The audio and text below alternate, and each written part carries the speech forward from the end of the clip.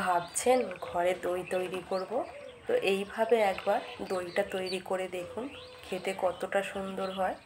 তো দেখুন আমি এখানে মাটির ভাঁড়েতে দই বসিয়েছিলাম, তো কতটা সুন্দর হয়েছে দেখুন, পুরো একবারে জমে গেছে। তো ফ্রিজ থেকে বের করে খেতে কিন্তু দইটা অসাধারণ লাগছিল। তো আপনারা এইভাবে একবার তৈরি করে দেখুন। তো বন্ধুরা, গরম তো পড়ে গেছে, তো এই গরমে আমি আজকে আপনাদেরকে দই বানিয়ে দেখাবো। তো সম্পূর্ণ ভিডিওটা দেখতে থাকুন, আশা করছি আপনাদের খুবই ভালো লাগবে। দেখুন বন্ধুরা, প্রথমে আমি এখানে আমি 100 গ্রাম মতো টক দই নিয়ে নিলাম। এই টক দইটা আমি যে টক দইয়ের একটা জল ভাব থাকে, সেই জলটাকে আমি ঝরাতে দেব। দেখুন এখানে আমি একটা ছাঁকনি নিয়েছি, তো এই ছাঁকনিতে আমি টক দইটা জলটা ঝরিয়ে নেব। এখানে দই থেকে ততক্ষণ জলটা ঝরতে থাকুক। এবারে আমি দুধটাকে ফুটিয়ে নেব। মিষ্টির দোকানের মতো মিষ্টি দই বানানোর জন্য এখানে আমি 1 লিটার মতো দুধ নিয়ে নিলাম। প্রথমে আমি কড়াতে একটু অল্প পরিমাণে জল দিয়ে দেব। তো জলটা দিচ্ছি তার কারণ দুধটা নিচে বসে যাবে না। এইবারে আমি দুধটা দিয়ে দেব।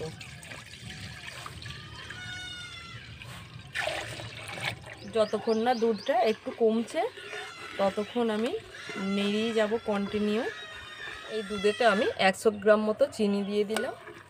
এতে আরও কিছুটা চিনি লাগবে, সেই চিনিটা আমি কালার তৈরি করে নেব, ক্যারামেল তৈরি করে নেব। তো দইয়ে যে কালারটা থাকে না, ওই কালারটা তৈরি করে নেব। দই ভালোবাসে না এমন কেউ নেই, দই হচ্ছে সকলেরই খুব প্রিয় একটা জিনিস। তো আমি প্রচণ্ড ভালোবাসি দই খেতে। আমি কোথাও গেলে মিষ্টির দোকানে, মানে আমি মিষ্টি পছন্দ করি না, আমি দইটা খুব পছন্দ করি খেতে।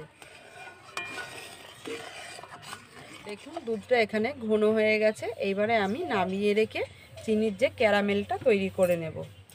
চিনির ক্যারামেলটা তৈরি করার জন্য এখানে দেখুন আমি 50 গ্রাম মতো চিনি নিয়ে নিলাম। যতক্ষণ না চিনিটা গলছে ততক্ষণ আমি নাড়তে থাকবো। চিনিটা আস্তে আস্তে গলতে শুরু করে দিয়েছে। দেখুন বন্ধুরা, আস্তে আস্তে কালার হচ্ছে। তো লাল কালার একটু আসলেই আমি যে দুধটা তৈরি করে রেখেছি দই বানানোর জন্য, ওই দুধটা থেকে আমি 1 হাতা এতে দিয়ে দেব। তারপর আমি সব দুধটা এতে ঢেলে দেব।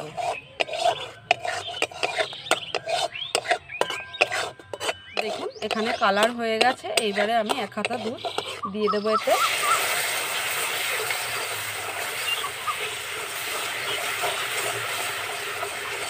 ভালো করে মিশিয়ে নেব।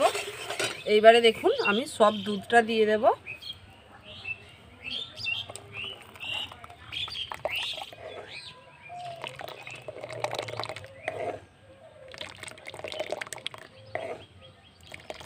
দেখুন বন্ধুরা, এইবারে আমি উনান থেকে নামিয়ে নেব।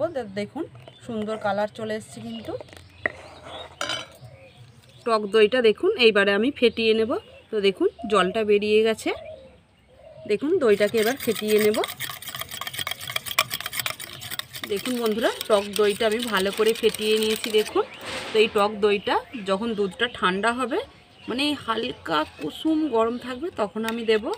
তা নাহলে দুধটা ছানা কেটে যেতে পারে। গরম অবস্থায় এই টক জিনিসটা দিলে।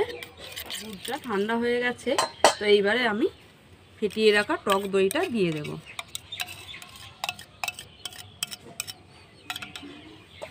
ভালো করে মিশিয়ে নেব।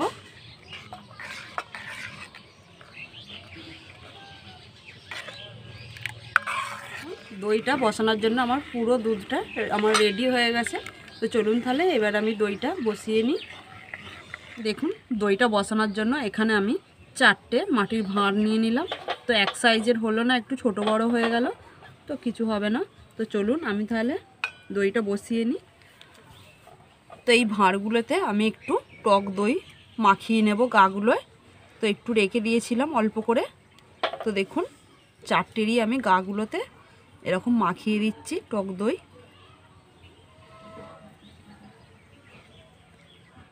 দেখুন ভাঁড়গুলো আমার টক দই মাখানো রেডি হয়ে গেছে। তো চলুন তাহলে এবারে আমি একে একে ঢেলে দেব। দেখুন এবারে একে একে ঢেলে নেব।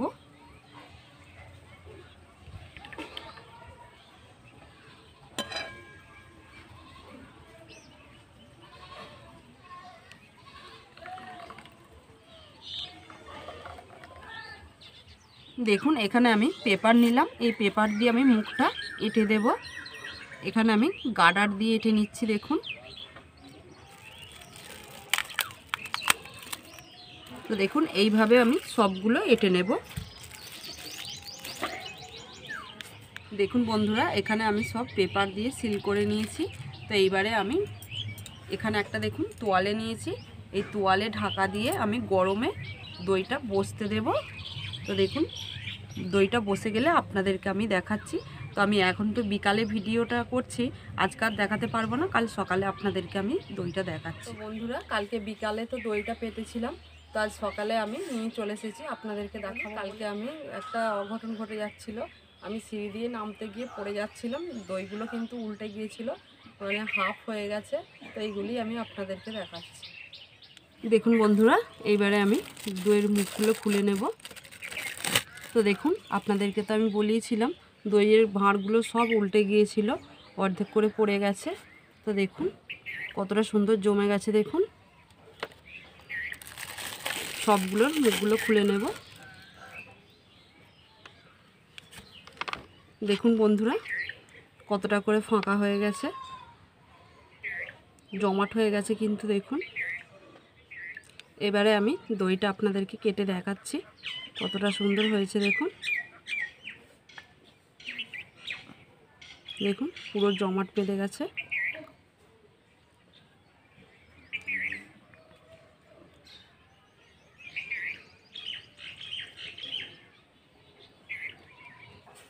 দেখুন কতটা সুন্দর লাগছে দইটা।